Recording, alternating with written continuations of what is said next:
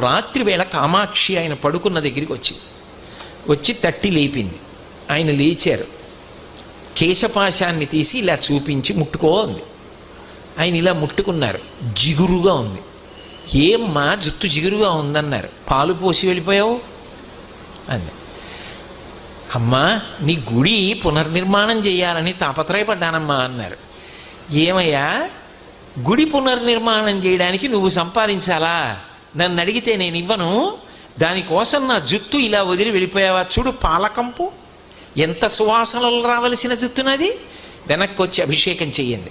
రాత్రికి రాత్రి ఆయన బ్రిటిష్ ప్రభుత్వం వారిని అడిగారు తలుపులు తీయమని. తీశారు. వాళ్ళ గౌరవం కొద్ది, వాళ్ళకి ఆ గౌరవం ఉండేది.